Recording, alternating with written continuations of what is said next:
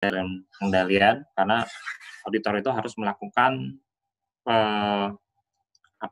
penilaian gitu ya, penilaian menguji pengendalian internal, tapi sebelumnya memang melakukan assessing terhadap resiko yang sudah disusun oleh manajemen. Kita pada pagi ini mungkin akan bahas banyak terkait dengan assessing the risk, ada yang material misstatement ya.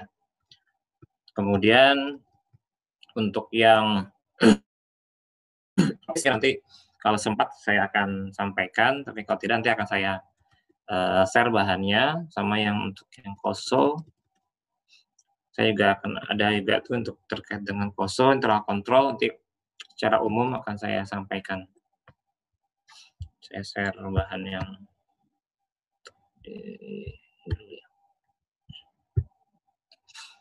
ya, terlihat ya. Ya, kalau kita lihat dalam tahapan dari planning ya, planning the audit planning atau audit perencanaan audit, persiapan mulai dari assessing, mulai dari accepting the client, kemudian assessing, memahami semua industri, kemudian proses bisnis at client, dan juga terkait dengan unusual ya, bahasa unusual atau tidak kebiasaan dari resiko-resiko yang terjadi, itu masuk dalam tahapan persiapan gitu ya. Karena kalau menurut saya namanya baik itu audit maupun yang non audit, biasanya kan kita tentukan dengan sebuah persiapan, rencana. Kalau kita bisa mematangkan rencana itu secara detail, rencana itu secara pasti, dan deviasi sangat kecil, itu berarti kita bisa melakukan mitigasi dan juga bisa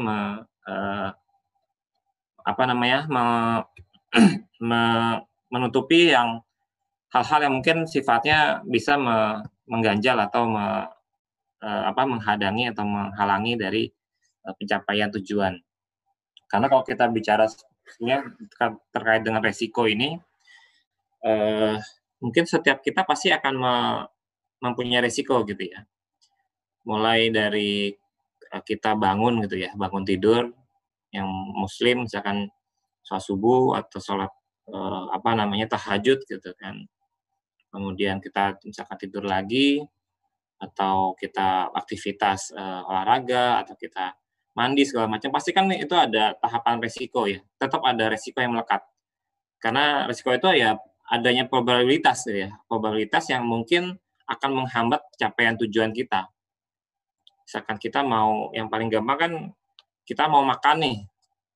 Mau makan pagi ini mungkin kita mau makan nasi goreng gitu kan. Nasi goreng yang kita dalam benak kita itu nasi goreng kita akan masak gitu ya, menyiapkan bahan nasinya dan bumbu-bumbunya, kemudian toppingnya macam-macam gitu kan, minyak, dan juga pasti yang untuk digoreng tempat penggorengannya dan apinya gitu ya, gas atau segala macam, atau listrik yang akan menghidupi. Tapi kalau kita lihat daftar itu kan sebenarnya kalau secara simpel gampang lah gitu kan.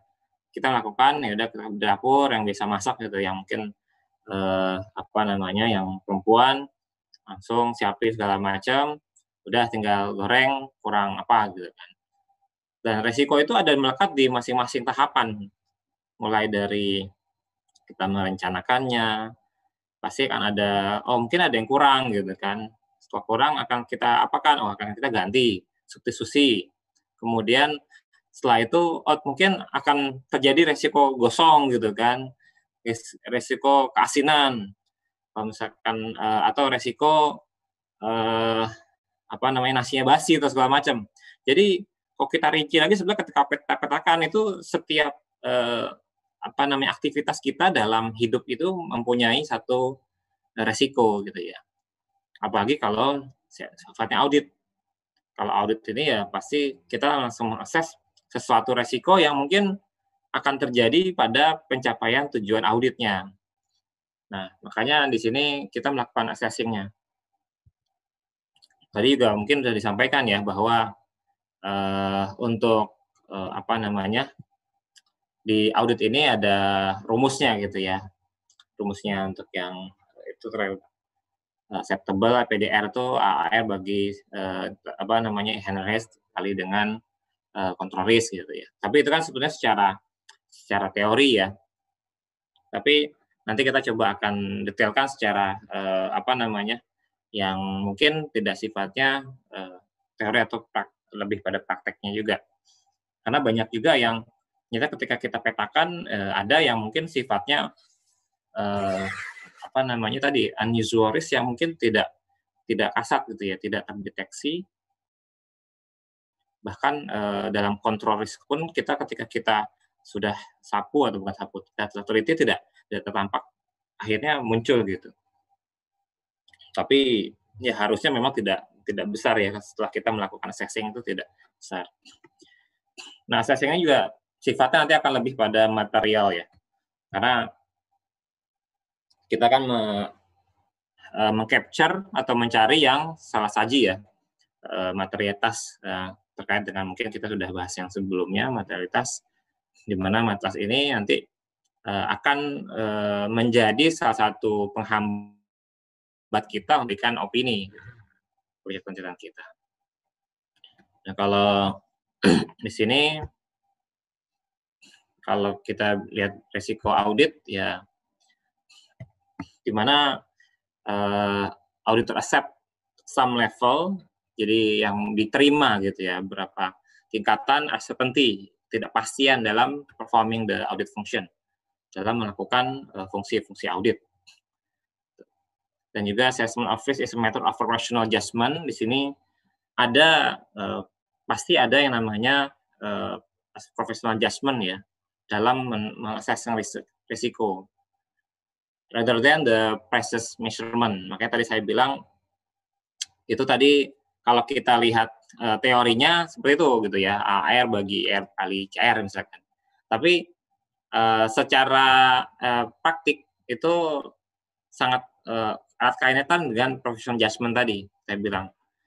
Karena setiap level dari kegiatan itu pasti akan ada namanya yang di sini mungkin yang belum termuncul adalah risk appetite ya. Saya tahu ya, appetite itu selera ya. Selera. Risk itu resiko gitu. Selera resiko dan risk tolerance itu dalam setiap individu dan dalam setiap organisasi itu akan berbeda.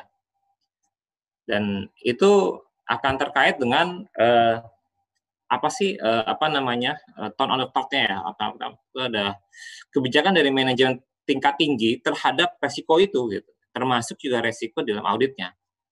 Misalkan, tapi kalau di audit tuh harusnya kita harus apa namanya moderate ya. Apa namanya moderate itu bukan moderate, tapi konservatif. Konservatif itu kita sangat-sangat jikalau bisa menekan resikonya sangat-sangat rendah, ya sangat rendah gitu kan.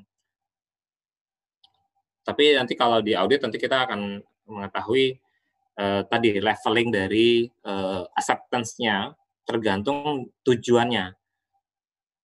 Kalau tujuannya hanya melakukan general audit atau memberikan opini, maka kita sifatnya hanya lebih pada materialitas dari akun-akun, kemudian balance segala macam yang memang akan mengganggu dalam financial statement. Tapi kalau misalkan resikonya kita adalah tuntutan hukum atau apa namanya sifatnya ada terkait dengan aparat penegak hukum dan juga terkait dengan nasib seseorang gitu kan, itu baru harus hati-hatinya lebih levelnya harus lebih tinggi sekali gitu kan.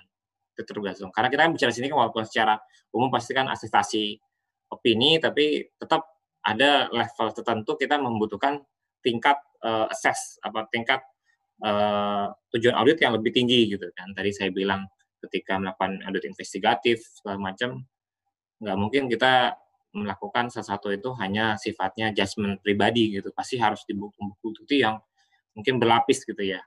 Kalau kita bicara, investigatif, bisa jadi, prosedur analitik yang dilakukan di awal itu akan dirinci lagi ketika masuk pada tahapan atau mendapatkan tahapan temuan, lainnya, bukti yang lainnya gitu. Nah itu bisa, dalam ranah yang lebih dalam lagi. Karena ada beberapa ketentuan hukum yang akan terkait dengan audit investigatif. Jadi kita sangat-sangat, lebih, hati-hati. Kemudian, di sini juga disampaikan dalam, ARAS, "Risk of material misstatement is the risk that the financial statement contain a material misstatement due to fraud or error prior to the audit."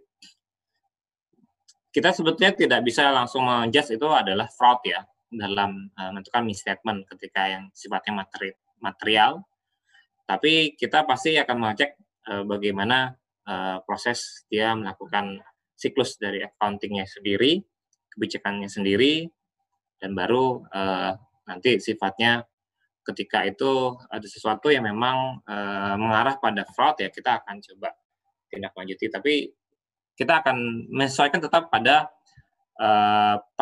tujuan auditnya gitu. Jadi tidak langsung masuk pada sifatnya, yang sifatnya tadi fraud. Karena itu kan sebenarnya udah ketika acceptance atau di perencanaan sebelum meng-assessment ya harusnya sifatnya, manajemen sudah melakukan, surat gitu ya, membuat surat bahwa maksudnya tingkat level of integrity-nya sudah tinggi lah. Jadi itu bukan, bagian dari auditor itu untuk ngecek secara utuh, kecuali memang tujuan auditnya yang dipastikan awalnya adalah, menemukan fraud yang ada gitu ya. Itu tapi ketika nanti menemukan ya bisa aja kita menyampaikan secara, di dalam stasi kita, dalam laporan kita, dalam opini kita sampaikan kepada manajemen yang diminta gitu ya, commission-nya. Ini ada overall financial statement, ada assertion-nya, assersi dari, tingkat assersinya, tingkat penyampaian opininya. Di sini menurut, ARAS ada beberapa ya, prosedur dalam mengakses resiko ya. Pertama adalah inquiry of management and other within the entity.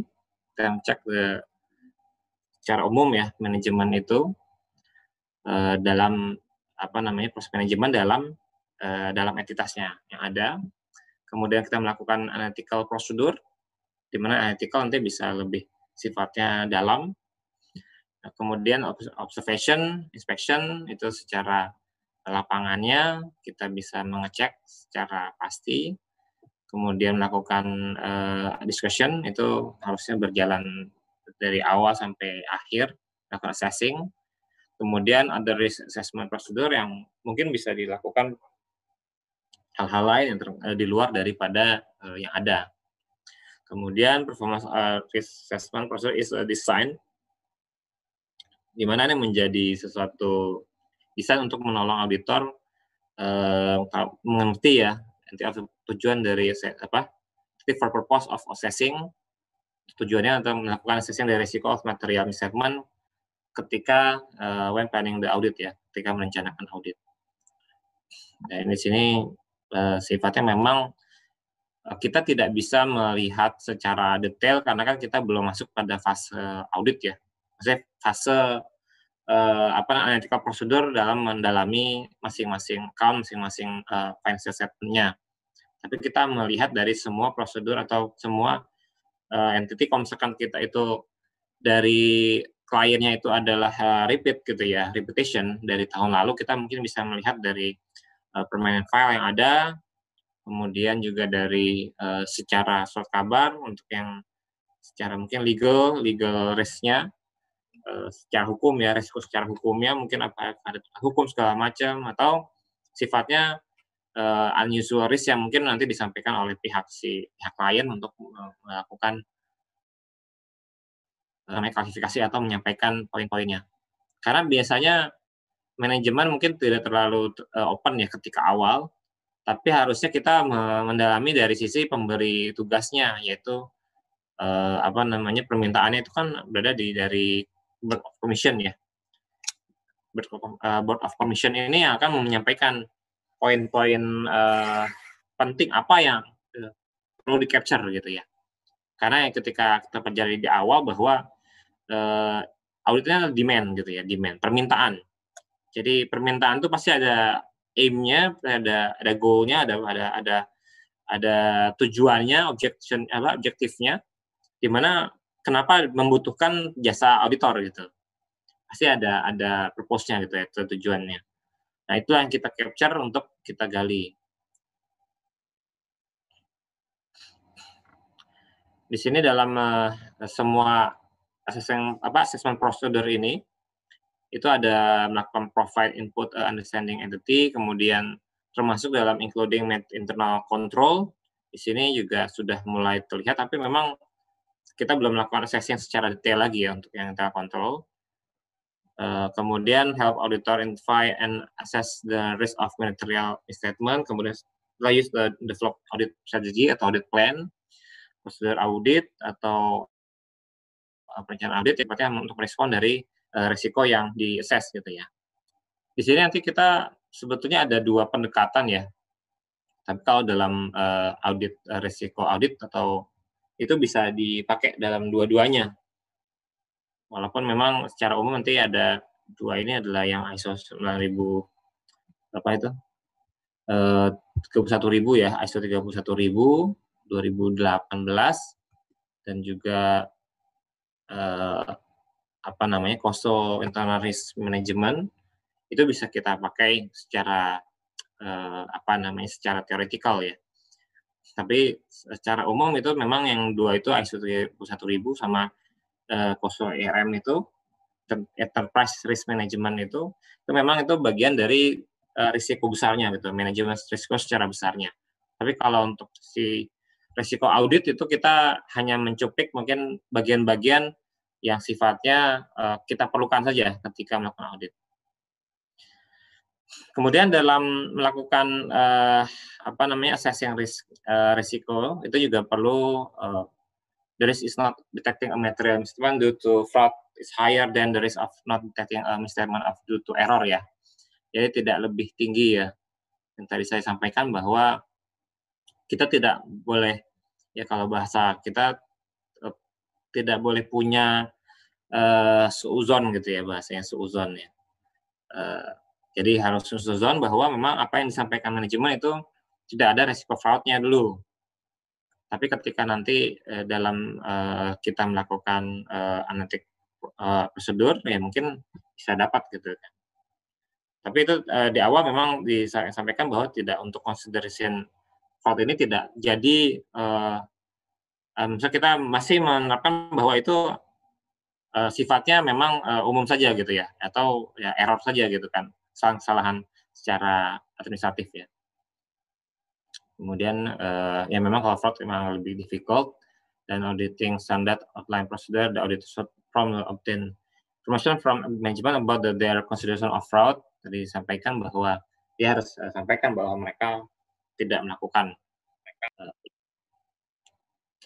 Kemudian di sini juga statement about ini sama, dan juga financial statement level and the assessment level juga ini sifatnya sama untuk yang risknya. Secara umum untuk financial level dan opini itu harusnya ya untuk consideration tetap kita detail tapi tidak secara detail dulu.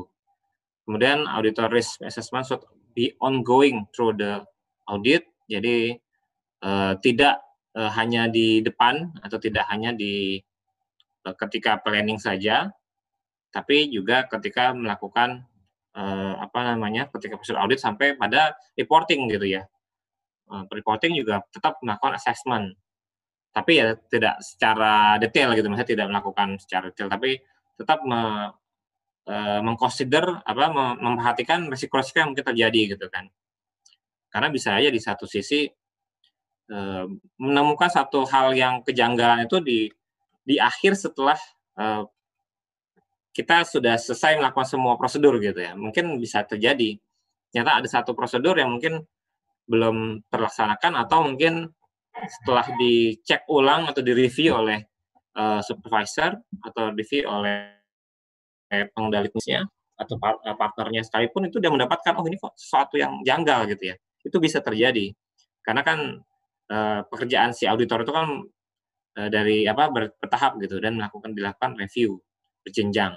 Ketika di partnernya sudah melihat ini kayaknya ada prosedur yang harus diulang, ya harus kita ulang gitu kan. Karena itu memastikan bahwa semua itu sudah kita lakukan gitu ya, pengecekan untuk memberi opini itu. Kemudian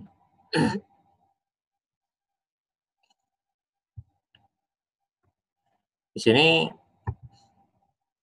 yang perlu kita pahami juga adalah identifikasi dari signifikan risk ya. Pasti dalam sesuatu penerapan penilaian resiko, pasti kan ada resiko-resiko yang mungkin signifikan ketika kita petakan, dan itu menjadi salah satu hambatan yang terbesar mungkin kita untuk mencapai tujuan dari audit yang kita lakukan. Dalam hal ini mungkin bisa disampaikan bahwa signifikan risk ini menampilkan ya, identify and assess risk of material misstatement that in the auditor professional judgment require special audit consideration. Di mana ketika ini ditemukan, terlihat, kemudian dari risk materialnya misstatementnya itu ternyata lebih ada dan sesuai dengan auditor judgment-nya, timbangan auditor, memerlukan special audit consideration gitu ya. Special audit ini, tapi ya tidak ketika kita lakukan itu dalam koridor general audit, kita tidak akan melakukan special audit sampai pada selesai. Ketika selesai, kita sampaikan bahwa ini untuk misalkan pengecualian daripada misalkan apa cash ataukah akunnya segala macam yang kita sampaikan itu, ini membutuhkan satu special audit consideration. Misalkan ternyata salesnya ini bermasalah sebetulnya, tapi kita capture dulu deh gitu kan ketika dalam fase tahapan audit memberikan asertasinya. Setelah itu baru kita tindak lanjutnya disampaikan kepada pihak Board of Commission, pihak Commission perlu menindaklanjuti lagi. Nah, itu dilakukan audit sifatnya special audit ya. Nah, itu yang sifatnya kalau ada signifikan dan memang perlu pendalaman secara lebih. Kemudian likely to be include a public company audit report as critical audit matters. Nah, itu jika memang ada masalah-masalah yang sifatnya kritik ya, khusus gitu ya, yang mungkin akan mengganggu kestabilan dari perusahaannya gitu kan. Di sini yang terkaitnya dan non-routine transaction, matter of the required significant judgment, ini ada masalah dengan pertimbangan signifikan, ada fraud risk. Jadi fraud risk termasuk bagian dari significant risk yang memang yang perlu untuk pendalaman khusus gitu ya, tapi tidak dalam satu fase yang sama langsung misalkan memberikan opini, kita tidak bisa langsung melakukan. Karena produk dari seorang auditor itu adalah opini sebetulnya. Karena kan ketika kita sudah selesai nanti kita pihak manajemen akan memberikan manajemen representative letter sebagai tanggung jawab manajemen. Kemudian kita bertanggung jawab terbatas hanya pada opini yang kita berikan gitu ya. Jadi kita kalau misalkan dalam situ ada fraud-nya, ada non-routine transaction-nya yang mungkin cukup besar, yang mungkin ini juga akan berdampak pada kestabilan, apalagi dia mempunyai dana publik ya, misalkan bank atau yang sifatnya mengumpulkan dana publik, misalkan asuransi segala macam, itu harus dilakukan step selanjutnya. Bisa tidak bisa dalam satu opini itu saja. Karena ada pendalaman yang perlu disampaikan atau perlu dilakukan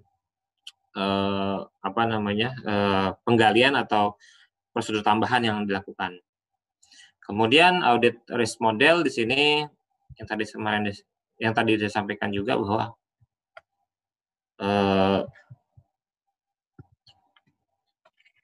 audit model ini membantu auditor untuk memutuskan how much dan what types of evidence of accumulate each relevant audit objective yang harus dicari gitu ya, tujuan audit yang dicari. Kemudian dalam model assessment ini bisa kuantitatif atau non kuantitatif ya. Di sini kalau bisa memang kuantitatif ya, karena sifatnya akan angka-angka atau kita adjustment dari kualitatif itu kita masukkan dalam angka-angka kuantitatif sehingga akan lebih mudah untuk menerapkan peta resiko yang akan terjadi gitu ya. Nah, di sini ada kalau non quantitative assessment of risk,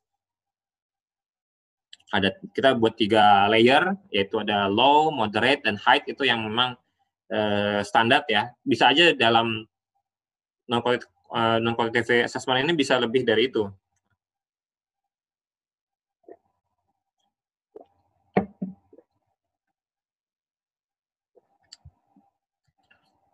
Tergantung ya. Due to the difficulty of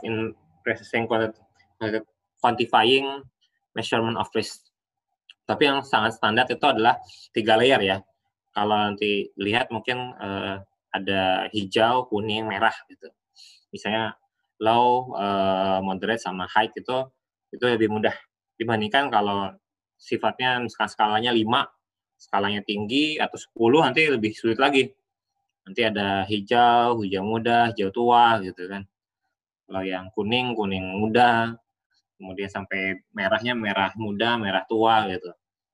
Tapi kalau bisa memetakan resiko seperti itu sebetulnya lebih bagus karena gradasinya lebih tinggi dan juga lebih mudah untuk melakukan pemetaan atau perankingan mana yang akan didalami lebih lanjut dari sisi auditornya. Tapi kalau memudah memang 3 ini. Itu berlaku hanya bukan on audit ya, ketika kita melakukan di manajemen juga sama. Tapi ini kan kita lagi bahasnya terkait dengan audit risk modelnya. Tadi yang disampaikan bahwa audit model ini sebetulnya berada pada sisi setelah kita memahami understanding the client business dan industri. Jadi seperti yang lalu kita pelajari bahwa kita harus memahami dulu industrinya, business operation, bisnis prosesnya, manajemen dan governance, corporate governance-nya yang kita harus cek ulang, kemudian kita lakukan melihat tujuan perusahaan, rencana strategisnya, kemudian adanya performance-nya, kemudian dari kinerja dari perusahaan itu seperti apa, itu kita pembahasan dari awal gitu ya, ketika kita melakukan assessment. Baru kita lakukan assessment dari business risk-nya. Dan biasanya kalau di sini kita lihat bahwa setiap bagian gitu ya nanti, bagian baik nanti yang sifatnya kontrol, bagian sifatnya proses itu kan pasti banyak sekali tahapan-tahapannya ya, mulai dari kita tahu kan kalau tahapan proses counting itu kan mulai dari kita transaksi gitu kan sampai pada reporting, sampai pada penjurnalan reporting, sampai pada masuk pada neraca atau balance sheet segala macam, itu panjang kan prosesnya. Termasuk juga untuk menemukan satu kwitansi itu juga kan pasti ada step-nya gitu, ada cycle-nya. Nah, itu kita bisa petakan sendiri gitu ya. Jadi kalau ini sebetulnya bukan pekerjaannya si auditor secara utuh, tapi auditor hanya melakukan assessing-nya gitu ya. Jadi yang sebetulnya assessment ini itu adalah hasil dari resiko yang sudah dibuat oleh si manajemen gitu ya. Jadi bukan kita menilai sendiri. Coba lihat, karena sekarang ini kan dengan adanya ISO 31000 atau RM itu setiap perusahaan itu harus diwajibkan untuk membuat manajemen risikonya gitu kan, peta risikonya, kemudian penilaian risikonya. Nah, dari yang dokumen itu kita bisa melakukan assessing lagi. Benar nggak, misalkan risiko untuk bencana alam itu seperti apa, risiko untuk kerusakan pabrik atau inventory di pabrik itu seperti apa gitu. Itu dari klien ya, baru kita lakukan assessment. Jadi jangan kita memandang bahwa oh, kita susun sendiri nih, mabok gitu, menyusun sendiri. Karena waktu auditnya sangat-sangat singkat gitu kan. Kalau menyusun sendiri ya pasti mabok. Karena itu sudah bagian dari manajemen risiko yang diterapkan oleh satu entitas. Ini ya kalau PDR tadi AS sudah pada harusnya sudah ini sudah pahami. Kita nanti lebih pada ilustrasi dalam pemetaan ya.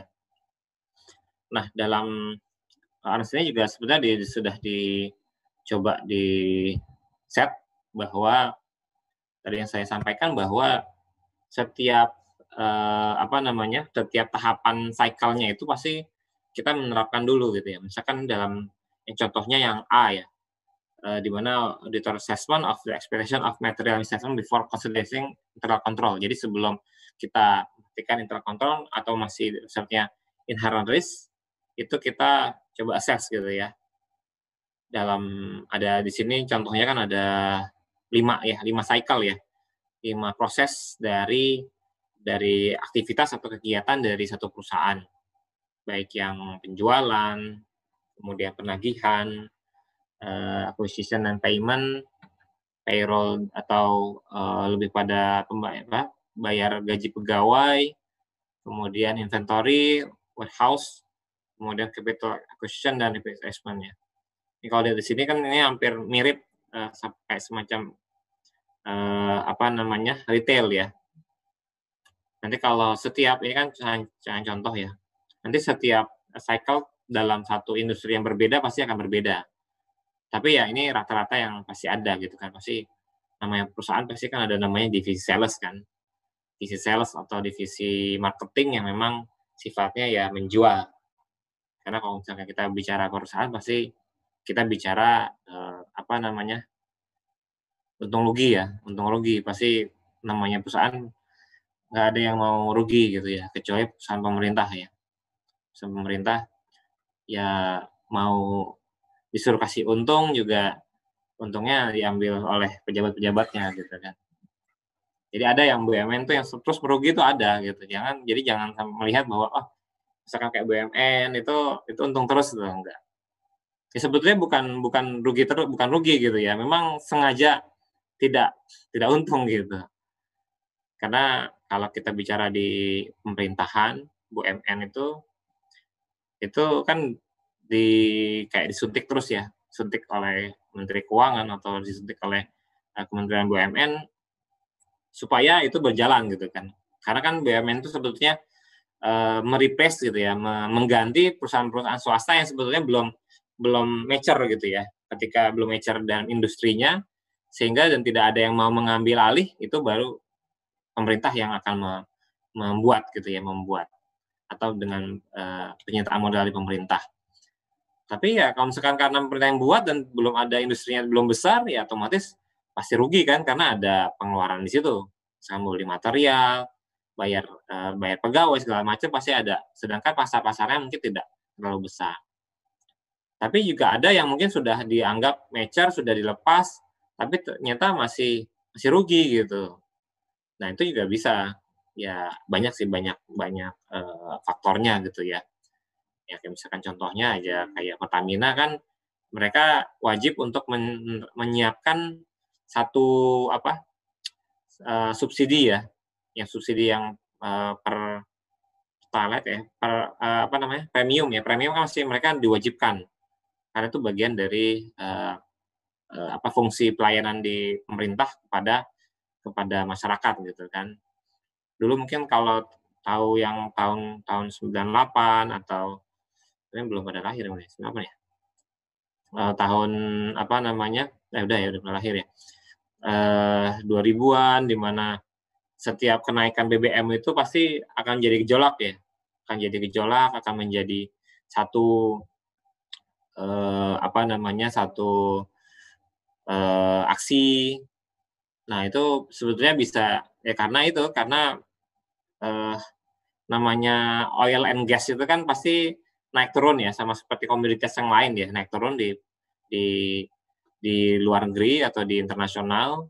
Tapi pemerintah harus menyiapkan angka yang pasti gitu kan. Misalkan dulu mungkin 3.000 gitu, premium 3.000 per liter, 2.000, 2.500, naik terus terus sampai pada level yang mungkin sekarang kita hampir mirip hampir semuanya kayak permainan pasar gitu ya.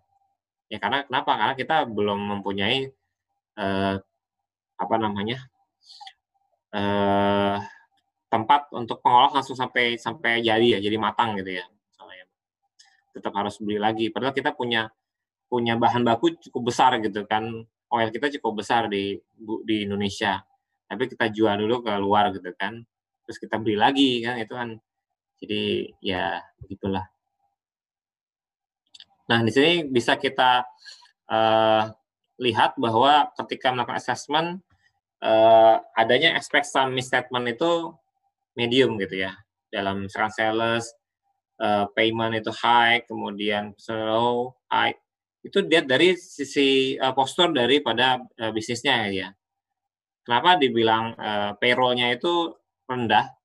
Karena rata-rata ya payroll kan terkait dengan seorang ya, misalkan personal apa namanya personal account gitu ya, personal account itu di mana pasti pegawai itu kalau misalkan kok ada potongan sedikit aja pasti akan mencak-mencak gitu kan. Oh ini kok saya dipotong sekian, buat apa gitu kan. Atau mungkin di awal bulan belum ditransfer pasti kan udah rame duluan gitu kan. Nah itu biasanya payroll tuh lebih sangat-sangat rendah gitu ya. Biasanya sudah dalam satu bentuk apalagi sudah IT ya, IT base itu sangat mudah. Dan ya rata-rata kalau payroll tidak tidak banyak lah yang perlu didalami atau ya sekedar mengecek saja ya jumlah-jumlahnya gitu. Kalau yang tinggi biasanya yang acquisition, payment ini eh, ada apa namanya mungkin tidak cocokan atau yang paling besar juga paling tinggi salah satunya ini adalah inventory warehouse itu di mana mungkin adanya saji karena inventory kan kita tahu ya warehouse itu kan besar gudang kalau misalkan tidak pengendalian tidak tidak bagus ya bisa hilang segala macam tuh bisa.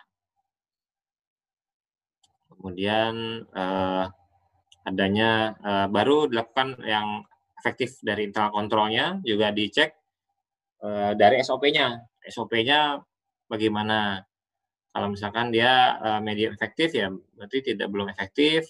Kalau dia sudah efektif dari pengendaliannya ternyata akhirnya risikonya rendah sama payroll contohnya termasuk yang tapi untuk yang inventory ternyata ketika saya cek SOP-nya segala macam masih tinggi risikonya. Itu kita cek tapi memang ini adalah satu kondisi ideal ya masanya dengan waktu yang cukup untuk kita melakukan audit dan juga data yang cukup ya. Jadi ini kita apa namanya belajar dalam kondisi ideal. Ini baru kita lakukan acceptable audit risk-nya, di mana adanya kemungkinan ya mas to permit dari apa namanya untuk yang rendah sampai pada kan bahwa oh ini low, kemudian akhirnya kita mencari medium apa evidence dari auditor price-nya yang kita bisa akumulasi. Kita baru muncul plan detection ratio-nya, kita petakan per masing-masing itu ternyata masih apa namanya ya detection-nya plan-nya kita lihat dari masing-masing cycle ini mungkin berbeda-beda.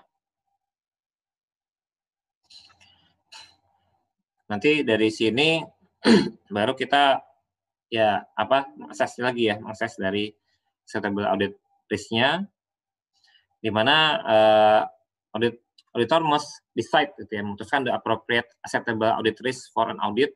Kita harus tahu resiko audit yang dapat diambil ya acceptable dapat diterima itu seperti apa dari sisi itu, baik itu yang tadi sifatnya cycle maupun yang sifatnya nanti besar. Baru dari ada engagement risk-nya, mungkin dari sini kita ketika menerima engagement-nya atau menerima penugasan dari klien, pasti kan kita harus melihat juga gitu kan, melihat juga semua kemungkinan-kemungkinan yang nanti berimbas pada si auditornya. Nah ini, jadi the risk of the auditor or audit firm will suffer harm after the audit is finished. Jadi akan menderita kesulitan gitu kan. When even though the audit report was correct. Gitu. Jadi mungkin ada gitu ya dalam ini. Ya misalkan contohnya masalah fee gitu ya, fee dari pihak manajemen kepada auditor bahwa oke, kita deal misalkan di angka sekian rupiah. Kemudian dari sekian rupiah itu ternyata ada hal-hal yang mungkin tidak disepakati gitu kan. Nah itu bisa aja itu tidak masuk dalam ranah auditnya gitu kan. Jadi kalau audit reportnya correct gitu tadi di sini sampaikan mungkin benar gitu tidak ada masalah di audit, tapi ternyata ada yang sifatnya non teknis yang ketika engagement itu ketika acceptable-nya itu sendiri misalkan kita mintanya awalnya cuman kan taunya sekian gitu.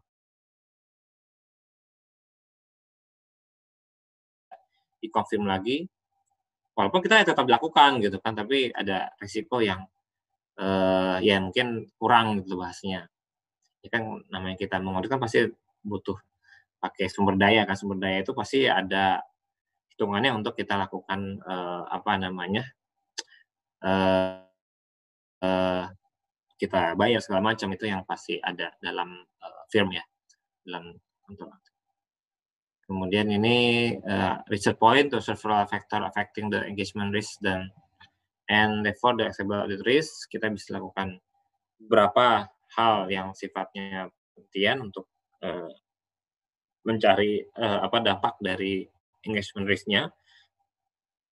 Di sini ada degree of risk external use on the statement-nya,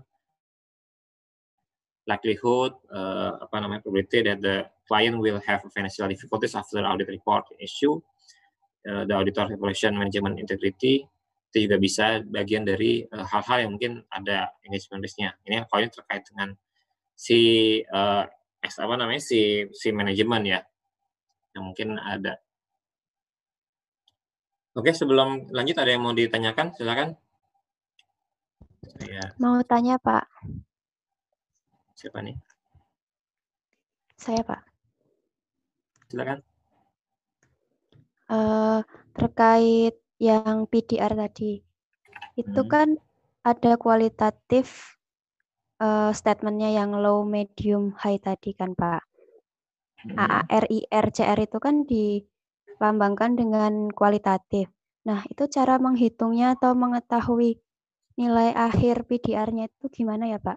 Apa resiko yang tadi itu dimodelkan dengan angka atau gimana, Pak? Ya. Jadi memang kalau di sini tidak dimunculkan ya. Tapi kalau yang saya sampaikan bahwa tadi kita balik lagi dulu. Jadi kalau kita lihat di sini kan bahasanya cuma 3 ya. Low, high, medium gitu ya. Tapi ini nanti kita adjust dalam kuantitatif. Kuantitatif itu berarti ya misalkan kita taruh medium itu 2, high itu 3, low itu 1 gitu ya. Nanti tinggal kita hitung saja gitu kan berapa IR-nya, CR-nya, terus HR-nya berapa, nanti baru bagi. Baru nanti nemulah berapa temunya kan itu jadi kan cuman tingkat tiga level gitu ya, misalnya 1, 2, 3 aja kan datanya. Tapi itu paling mudah ya, maksudnya ini sebenarnya enggak di dalam hal ini tidak ditentukan harus 1, 2, 3 enggak gitu. Ini tergantung dari kita melakukan kita melakukan assessing risk-nya atau kita juga mengikuti risk management yang dilakukan oleh si company-nya gitu ya, si klien. Misalkan karena 1-9 gitu kan. Ya kita ngikutkan gitu.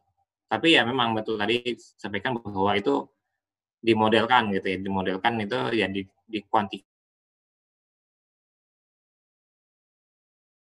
angka, karena itu lebih paling mudah seperti itu. Itu ya, Sarah ya. Makasih, Pak. Ada lagi yang lain? Silakan.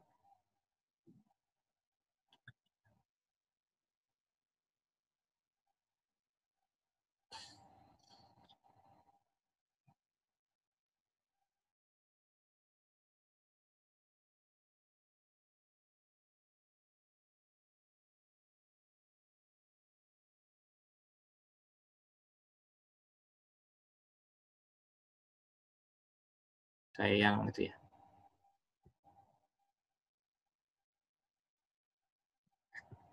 Oh iya. Kantor ini kok macet ya. Ini masih ini enggak? Jaringan saya masih bagus nggak ya? Cek. Masih, Pak. Masih, Pak. Masih, Pak. Masih, Pak. Tes.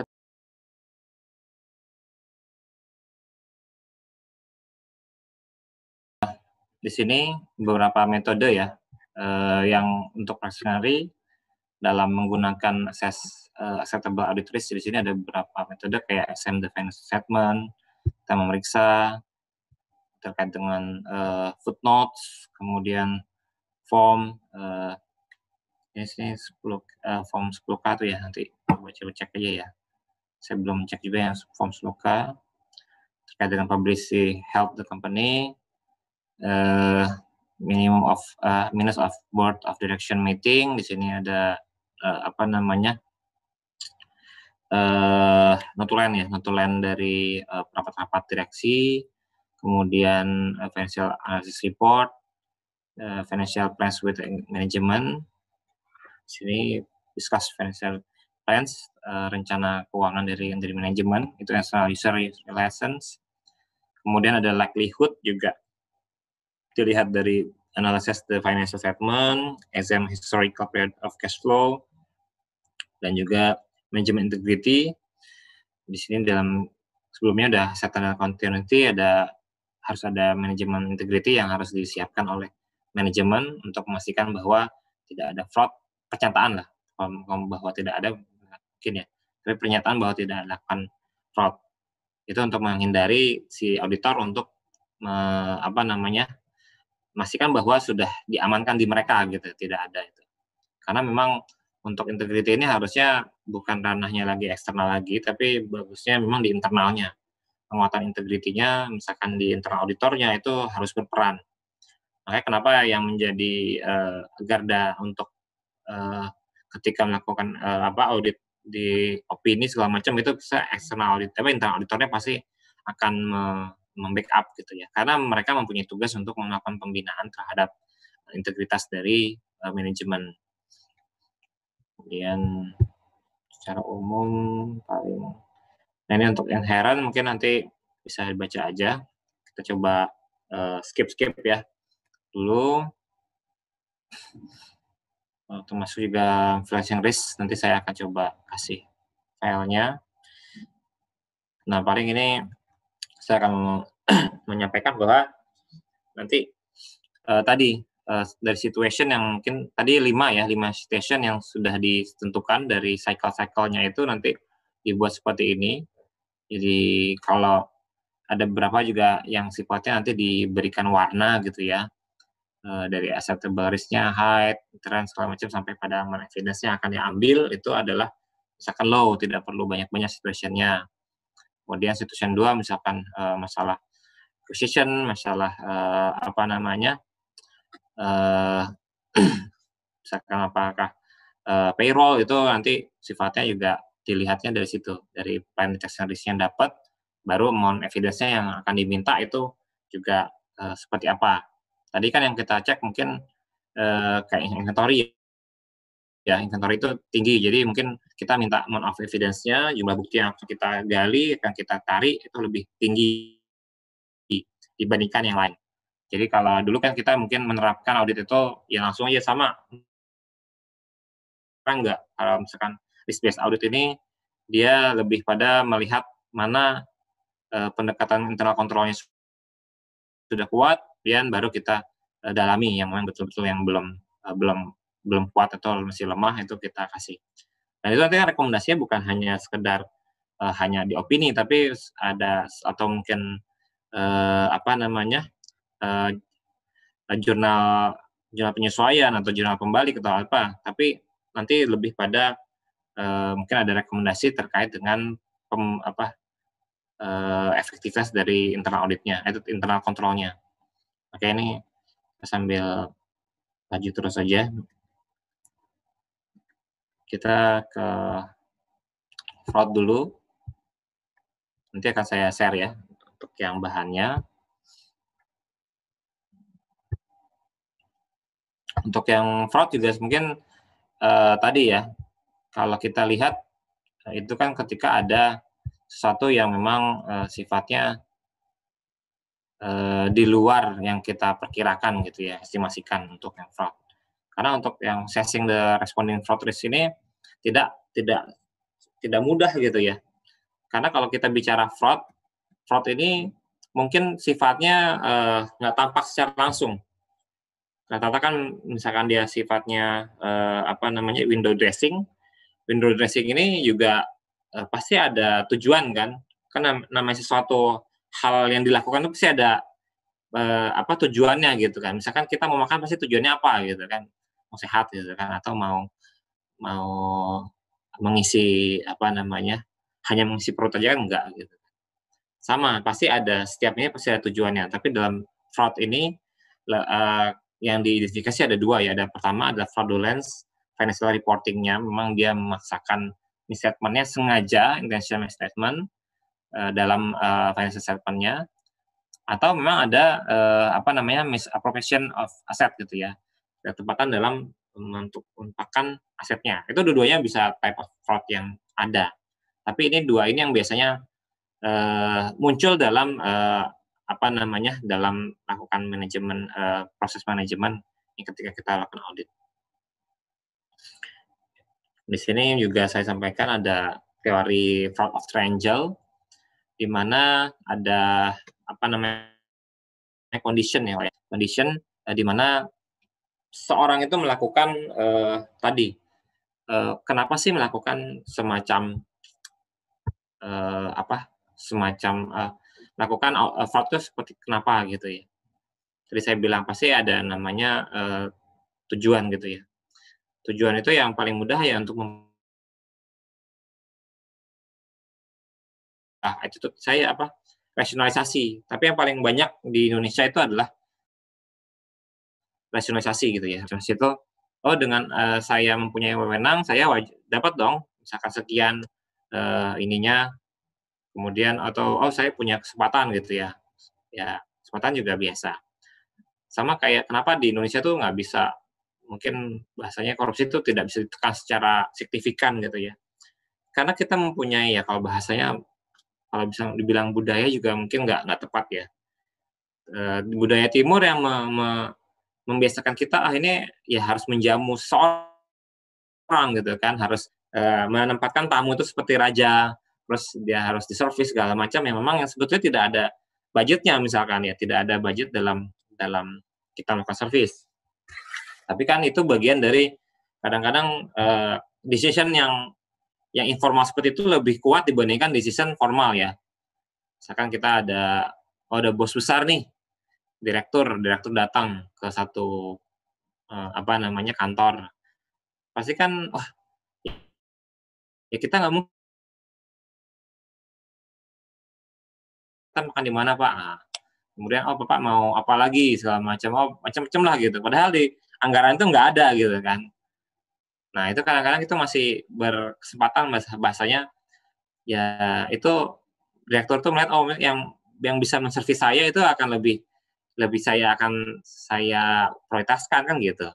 Itu sebenarnya satu hal yang mungkin secara manusiawi pasti orang akan cenderung seperti itu gitu ya. Tapi kalau secara logika dia akan bertanyakan dia dari mana sih uang itu gitu kan, bisa menservis saya misalkan ajak main golf atau makan di restoran yang mahal gitu kan.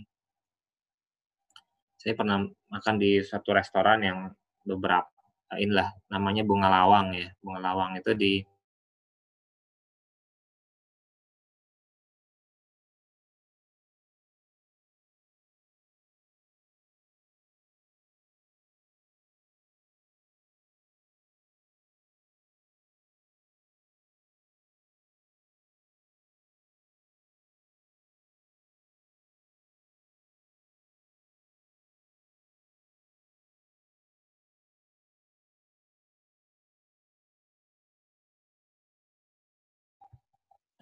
sorry biasa gitu makan Indonesia dan ya banyak jumpai cuman bedanya memang dia punya satu prosedur yang cukup kayak makan segala macam.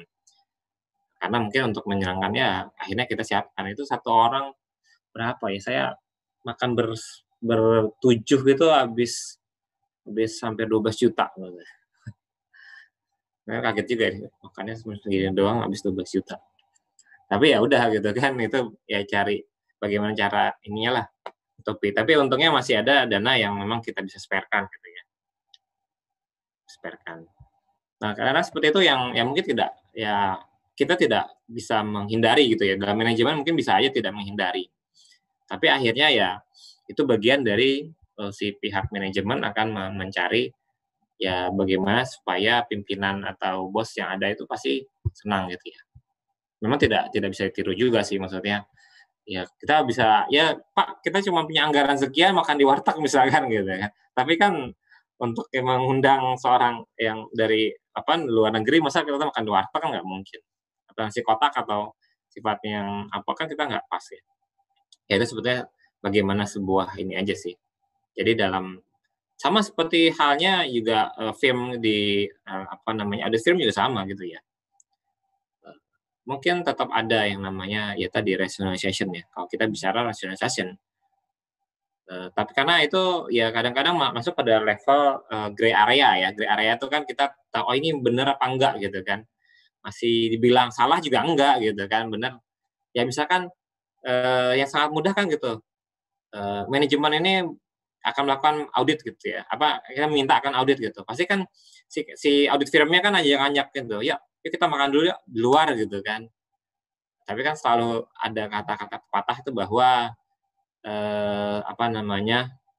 no tidak ada makan siang yang gratis gitu ya. No free lunch ya bahasanya. No free lunch, paham ya?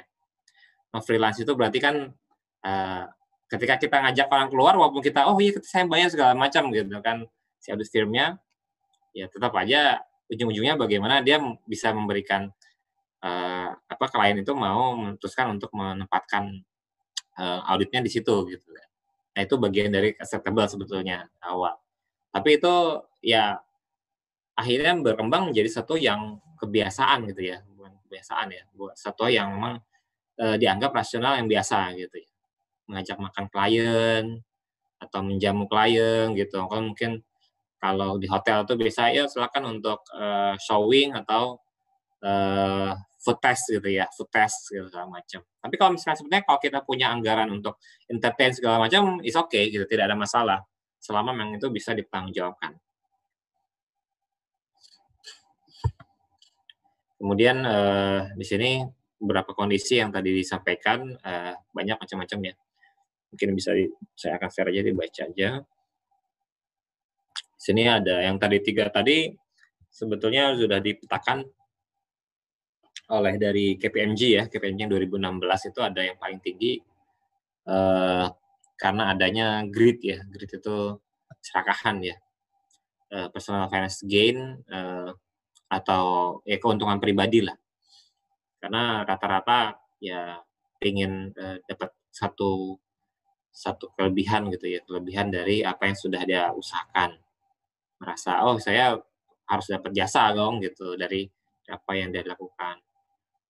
Kemudian yang opportunities ya banyak yang harus kondisinya karena internal kontrolnya lemah gitu kan. Dan memang orang-orang yang sudah berkecimpung dalam satu divisi itu udah terlalu lama, mereka udah paham gitu kan cara mengelabui satu internal control pasti udah paham. Makanya sebetulnya perlu adanya semacam rolling penyegaran gitu ya, misalkan dari divisi accounting ke divisi sales, divisi apa gitu. Tapi memang dalam satu ranah yang sama gitu kan. Jadi tidak boleh satu orang itu dari perusahaan itu berdiri sampai tutup kembali gitu kan. Itu di situ terus ya memang nggak sehat gitu ya. Itu bisa ada opportunities itu. Tapi juga bisa aja memang dia ada sifatnya memang ya ada kerjasama gitu ya. Tapi di sini tidak dimasukkan ya sifatnya kerjasama ini. Di sini ini aja sampel ntar bisa bikin sendiri. Assessment juga. Nah, ini untuk device risk of material assessment due to fraud, ini kita bisa lakukan evaluasi ya, evaluasi informasi yang kita dapatkan ketika kita mengakses risk, apakah dalam due to fraud as a part of audit planning tadi hampir sama, di dalam kita melakukan perencanaan audit itu bagian dari assessment pasti kita lakukan, tapi tetap itu tidak menjadi satu hal yang utama ya. Tetap itu menjadi bagian dari kita melakukan assessment risk saja. Tapi tetap ada kemungkinan fraud risk-nya. Sini ada beberapa penerapan atau prosedur yang dilakukan, itu akhirnya akan mengharapkan ada risk material assessment yang terkait dengan fraud ya, due to fraud, yang mungkin ya tadi ada beberapa hal yang misalkan tidak sesuatu transaksi yang tidak biasa, unusual, kemudian hal-hal yang memang tampak janggal, yang memang itu harus didalami gitu ya. Tapi ya itu nanti akan kembali pada spesial audit, harusnya spesial engagement sendiri. Kemudian ada yang kalau di sini disampaikan ada bisa mengurangi itu adanya corporate governance oversight ya. Di sini dia melakukan prevention, deterrence, detection terhadap apa-apa yang misalkan risiko fraud yang terjadi. Di sini ada honesty, etik sebagai dasar untuk meningkatkan. Ada audit committee oversight juga, itu bagian dari ini ya. Di sini dalam COSO fraud risk management juga disampaikan ada beberapa prinsipal yang komponen fraud risk management yang harus kita tahankan, yang harus kita reduce gitu ya, harus kita kurangi. Kalau kita lihat sini yang memang menjadi poin penting adalah dalam mitigasi resiko fraud risk itu ada di board ya. Board itu baik itu COE, Board of Director, atau BOC, Board of Commission, itu bagian dari yang utama. Tapi masalahnya yang mempunyai fraudnya paling tinggi misalkan ya di atasnya gitu kan. Itu siapa yang mengendalikan? Susah gitu. Jadi kalau misalkan sudah yang membuat fraud itu di atas, otomatis semua dilakukan ya on planning gitu kan. Misalkan even si commissionnya juga bisa aja gitu kan. Ya udah kamu atur gitu kan. Misalkan BOD-nya. Kalau BOD-nya kalau udah menyuruh manajer keuangannya kan pasti akan sulit kan. Nah itu tetap berada pada di atasnya, paling atas. Kalau misalkan kita lihat tuh si board-nya ini sebetulnya bersih, bagus, akhirnya kan semuanya akan bagus gitu kan. Tapi kalau dari atasnya bilang, oh saya mau A, B, C, ya udah susah gitu kan. Mungkin kita pernah lihat yang paling dekat itu kemarin adalah yang BUMN, ada Garuda ya. Garuda ini mungkin menerapkan sesuatu yang mungkin tidak layak lah gitu ya, tidak layak dan tidak tepat. Ada beberapa kasus di Garuda. Ya, sebetulnya Garuda itu sempat bagus ya, ketika pada MS Satar itu sudah mulai naik dengan asetnya cukup tinggi, kemudian sudah mengurangi menekan hutang, karena kan Garuda itu kan kalau perusahaan-perusahaan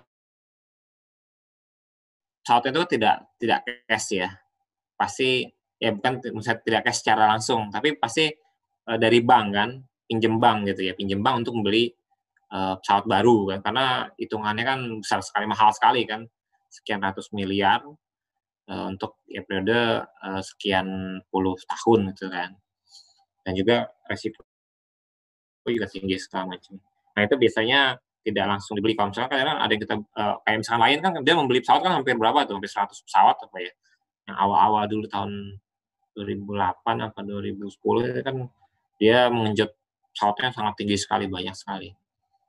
Nah sama seperti Garuda, ketika mulai bagus, tiba-tiba ada skandal Boeing, tiba-tiba ya harus kena ya. Tapi nggak jauh dari itu tiba-tiba yang masuk untuk memberikan iming-iming gitu ya, akhirnya kena debt trap lagi. Dan sekarang tambah terpuruk gitu kan. Tambah lagi kemarin mendapat CEO yang ternyata tidak lebih bagus dibandingkan sebelumnya, akhirnya tambah terpuruk lagi. Padahal itu salah satu BUMN yang bagus sebetulnya, tapi ya kalau tidak dikelola ya akhirnya tidak tidak profesional ya. Nah itu semuanya dari board of komite atasnya itu oversight-nya. Baru dinaungi oleh internal audit-nya, misalnya internal audit-nya bagus dan pendapat external audit-nya juga sesuai, itu mudah-mudahan itu menjadi lebih rendah lah untuk melakukan resiko fraud-nya. Kemudian responding-nya nih mungkin nanti bisa sendiri. Saya akan coba langsung ke ini aja, yang terakhir ini, internal control.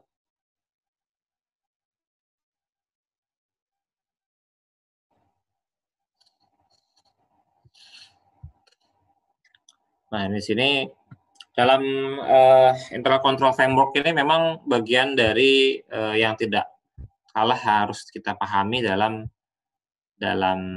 auditing ya, dalam mengaudit ya.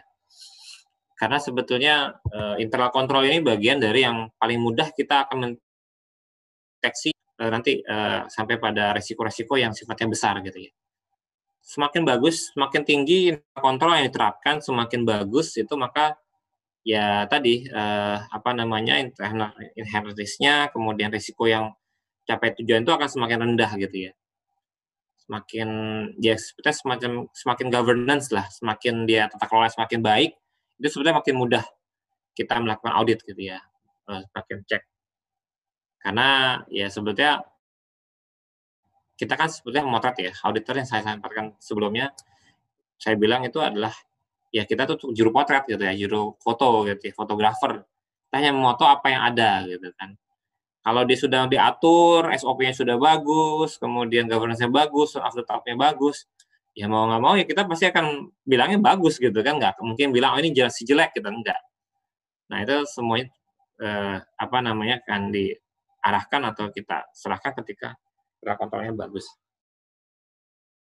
Nah di sini memang yang dimunculkan adalah POSO ya, walaupun memang untuk yang internal control ada beberapa kayak ANZ juga ada, Australia, tapi yang paling terkenal memang POSO ya. POSO sini memang bagian dari yang diterapkan secara umum ya, secara umum sih, secara internasional ya. Kenapa Indonesia pakai POSO ya, karena kita belum punya teorinya gitu kan, misalnya teorinya tuh. Tapi apakah kita menerapkan semuanya ya nggak?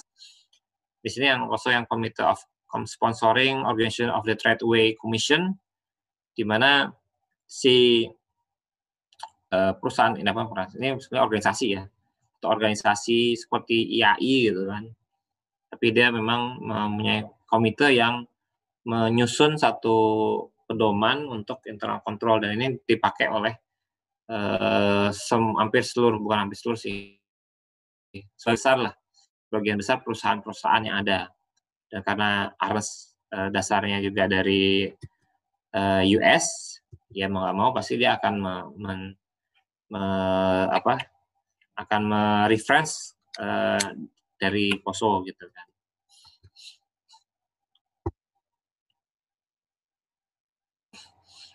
Nah, di sini internal control objektif ya, tujuan dari internal control sendiri adalah system of internal control consists of the policy, procedure designed to provide management with responsible assurance ya. Itu pasien yang reasonable that the company achieve its objective dan goals. Jadi tadi dengan adanya internal control ini harapannya sebetulnya menekan adanya risiko itu tidak terjadi gitu ya. Jadi dengan internal control. Jadi tadi antara risiko dan internal control itu sebetulnya ya seperti satu mata uang gitu ya. Mata uang koin itu kan sisi kanan itu ada risiko, sisi kirinya adalah internal control-nya gitu ya. Sekarang mana yang paling kuat gitu ya ketika kita dalam sisi mata uang itu kan mana yang paling kuat dulu gitu. Kalau misalkan internal control-nya kuat, maka risikonya bisa redam. Kalau risikonya lebih tinggi, internal control-nya ya pasti harus diperbaiki lagi. Tapi ya ada juga misalkan ada sesuatu yang resiko yang mungkin tidak bisa kita prediksi, tidak bisa kita mungkin mitigasi bisa ya. Tapi itu dampaknya besar gitu. Misalkan kayak apa? Kayak bencana gitu kan.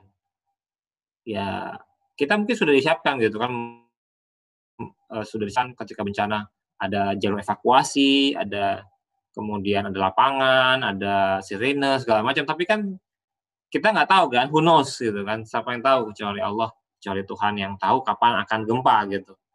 BMKG sendiri kan hanya memprediksi saja akan ada misalkan tsunami setelah gempa gitu kan. Tidak ada yang bisa memprediksi besok akan gempa gitu, enggak ada gitu kan. Nah itu kan itu juga bagian dari risiko ya, bukan berarti risikonya hanya kecurangan tadi enggak, tapi risiko yang mungkin terjadi ketika gempa itu otomatis misalkan ya warehouse kita punya inventory banyak, hancur semua bisa kan, rusak semua bisa.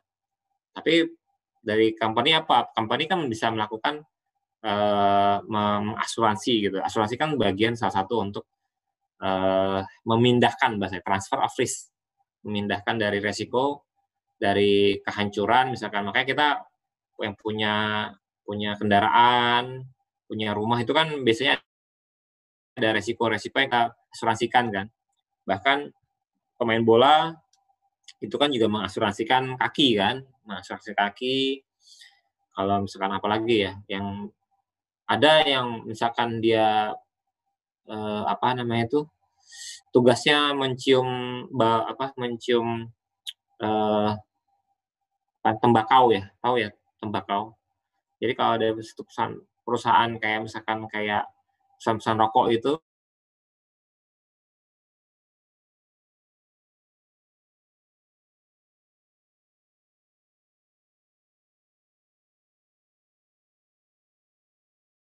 punya orang tua ya, kakeknya itu adalah kerja di gudang garam yang di Jawa Tengah sana ya.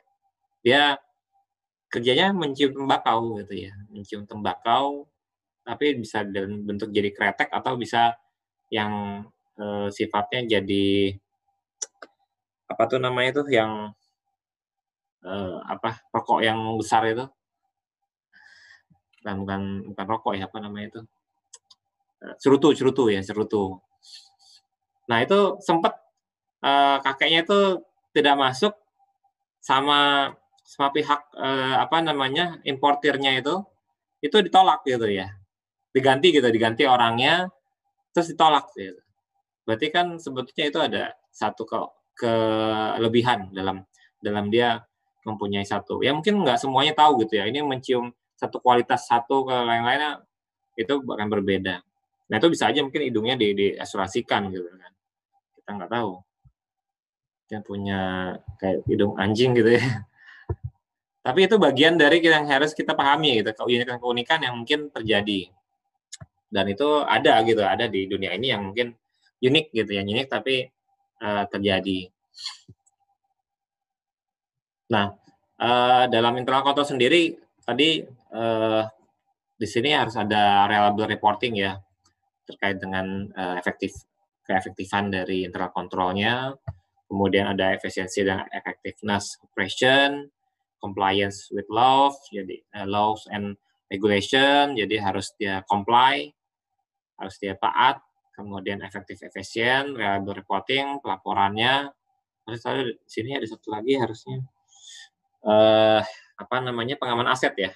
Pengaman aset juga harusnya ada di sini. Tapi saya nggak tahu kenapa nggak dimasukin. Karena bagian dari kusel itu kan ada 4 masalah tujuannya itu. Tapi ya nggak apa-apa.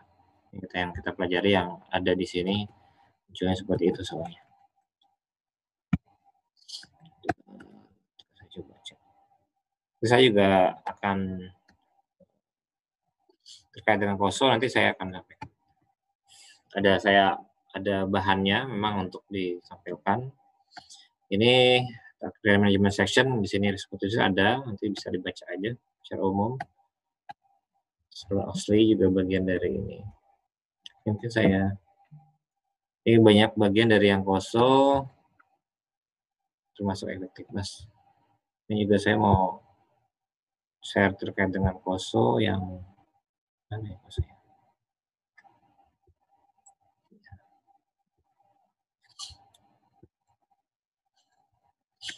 Nah, yang terakhir adalah koso 2013 yang bisa dipakai, nanti bisa dibaca juga, di mana koso ini dia memang mempublikasikan khusus untuk yang terkontrol. Jadi dia sudah dari tahun 92 sudah mengembangkan atau mengembangkan teori terkait dengan internal control, tapi masih sama 5 unsur ya, 5 unsur yang terkait. Yang terakhir ada 13, tapi nanti akan berbeda kalau dulu di 25 sub unsur, kalau salah yang terakhir 2009 itu 25 sub unsur, 2013 jadi 17 sub unsur ya. Sub unsur itu nanti berarti apa sih, misalkan IT atau apa gitu nanti. Di sini mereka yang menyampaikan. Nah, di sini jadi koso itu sebenarnya karena prosesnya block dasarnya di mereka, author dan project leadernya ternyata ada juga dari PwC gitu ya, PwC yang mengerjakannya. Nah, itu biasanya rata-rata memang sudah hal yang lumrah gitu ya, misalkan PwC atau yang lain gitu kan, KPMG dia mengembangkan teori, karena mereka punya divisi R&D ya, R&D itu, tapi ya itu merupakan bagian dari perkembangan budaya gitu kan. Dan ya Big Four itu mereka kuatnya bukan hanya jaringan aja, tapi mereka kuat dalam pengembangan teori gitu, dan kerjasama dengan beberapa semacam institusi-institusi yang memang terkait ya, kayak SCPA, AAA gitu, sebagainya. Nah, ini internal control reporting. Nanti ini contohnya ya. Nah, ya di sini 3 operation, effectiveness, itu reliable, dan compliance. 3 cube yang memang dibutuhkan. Ini yang 5 unsurnya: control environment, pengendalian lingkungan pengendalian, risk assessment, kemudian aktivitas pengendalian, informasi dan komunikasi, dan monitoring. Nah, dari itu ada tadi 17 sub unsur, di mana di sini nanti bisa dibaca aja. Dari setiap unsur-unsurnya kan menilai sifatnya bisa dalam bentuk ini enggak terlalu banyak terkait ilustratif aja sih. Tapi ntar ini saya kasih juga ke teman-teman bagian dari pengetahuan, karena kalau di audit ya kita juga bicara terkait dengan internal control ya. Karena ada satu bagian yang harus kita lakukan adalah e-cover itu,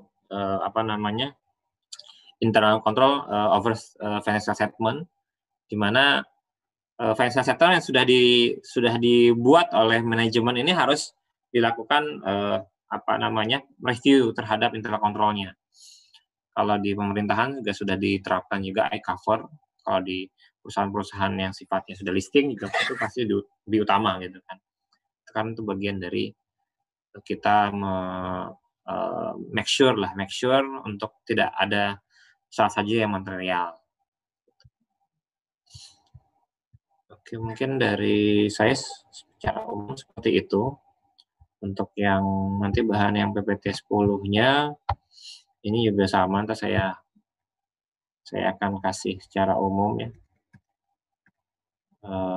Ini bisa nanti dibaca tuh sama, ini kan sebetulnya kan hanya ringkasan-ringkasan pointer-pointer saja untuk dari ARES ya. Jadi kalau mau baca ya pertama ya memang harus bahasa Inggrisnya harus lumayan lah gitu. Kalau enggak minta tolong Mbah Google gitu kan biasanya untuk kita translate gitu ya. Tapi kalau sekarang kan bisa pakai ini ya, pakai voice ya. Voice misalkan let's discuss gitu kan dia kan muncul pakai bahasa Indonesianya gitu. Kalau malas gitu kan, kalau malas ketik, makanya saya dipermudah gitu. Waktu zaman saya nggak ada, buru-buru cari Mbah Google, ada yang Mbah Marijan tadinya. Ya, ya mungkin sementara itu aja dari saya. Saya tadi udah di announce jam 9.20 tadi untuk ngumpul lagi. Mungkin satu pertanyaan aja, silakan kalau ada yang mau ditanya sebelum Aku saya. izin bertanya.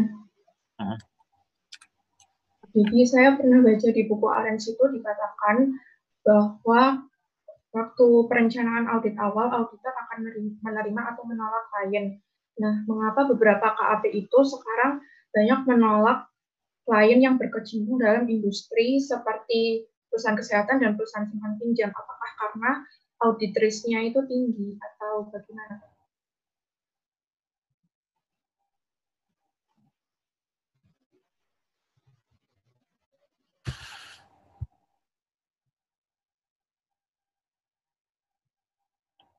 Saya ketika nggak kedengeran nih, apa saya jelek ya sinyal lagi ya?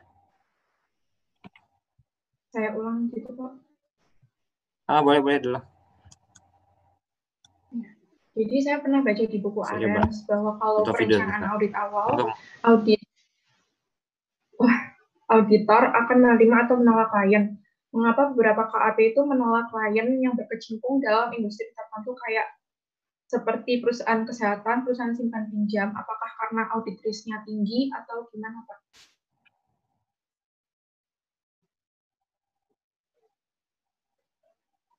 Ya. Tadi mungkin sempat saya singgung ya, bahwa perusahaan yang sifatnya ada penyertaan dana umum gitu ya. Penyertaan dana umum itu biasanya memang resiko lebih tinggi ya. Karena ada kebutuhan terhadap informasi yang kita sampaikan dalam audit itu. Ya sebetulnya sama kalau sifatnya dia sudah listing, sebetulnya kan memang mau nggak mau kan, karena itu bagian dari regulasi yang mereka harus lakukan. Tapi kalau misalkan dia tidak listing, kemudian dia ya memang baru nggak terlalu besar, pasti kan akan dampaknya juga besar. Nah itu biasanya lebih memilih lah, bukan sebetulnya nggak nolak sih sebetulnya, bahasanya lebih memilih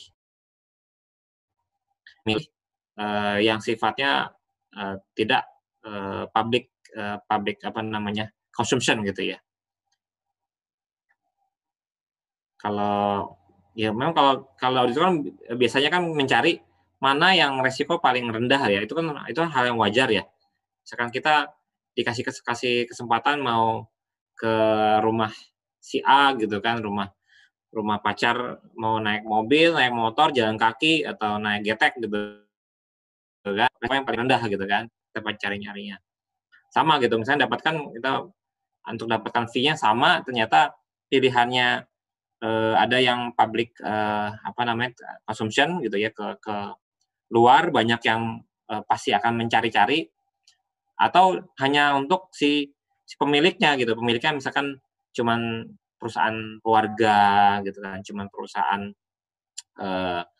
terbatas saja, itu kan pasti akan memilih pada yang tidak risikonya. Karena kalau di pabrik kan mereka punya persepsi yang berbeda ya, bisa aja, ini saya merasa nggak cocok gitu segala macam, akhirnya dia tumpahkan dengan ke auditornya gitu, atau hasil dari opini auditornya. Itu sebetulnya secara nalar sebetulnya memang pasti akan memilih yang lebih risikonya lebih rendah lah, tadi engagement risk yang memang dia dapatkan gitu ya. Itu Kartika ya. Ya Pak, terima kasih Pak. Oke, oh iya saya belum kayak itu tugas yang untuk pekan depan ya. Sorry. Sebelum kita tutup ada tugas untuk pekan depan. Bisa dicatat ya, coba. Pekan depan masih sama ya, untuk melakukan tugas individu dulu.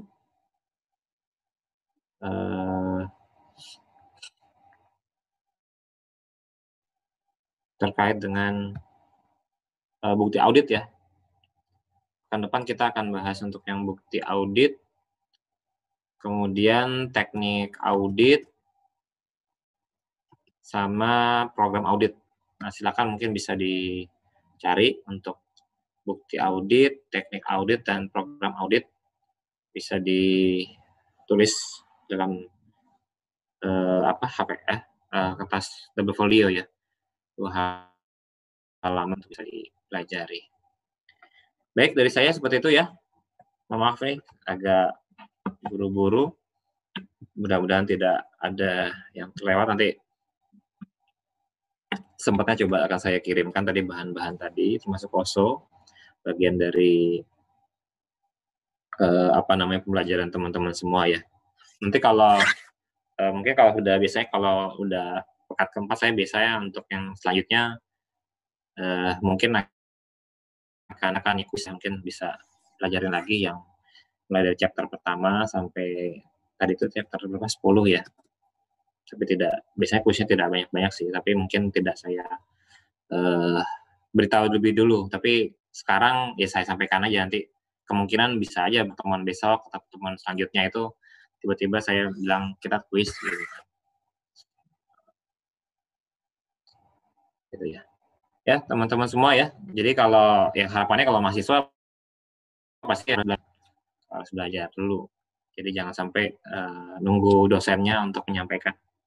Tapi ya cari aja, karena sekarang kan sangat mudah, mau nyari semua di googling, kemudian itu lebih mudah lah semuanya. Karena ya tadi dari rumah aja bisa mengakses ke seluruh dunia yang bisa terakses gitu ya. Itu ya. Mungkin dari saya seperti itu. Terima kasih atas kesempatan semuanya ya. Mudah-mudahan semua dalam kondisi sehat walafiat. Kita ketemu lagi Sabtu depan ya untuk bahasan kita di pertemuan kelima. Karena kita masih ada untuk semester sebelum TS ya. TS itu sampai 7 ya, 7 kali pertemuan. Mudah-mudahan tidak bisa on time lah. Tidak perlu nambah-nambah atau tidak perlu menggeser-geser terlalu banyak atau menggabungkan. Walaupun ya memang saya posisinya juga ngatur dulu supaya lebih mudah untuk waktu saya gitu ya, karena cukup akhir tahun tadi saya bilang cukup padat. Baik, mungkin saya akhiri ya. Bila taufik wa hidayah. Wassalamualaikum warahmatullahi wabarakatuh. Ya, sukses semua untuk semua ya. Terima kasih. Saya end ya.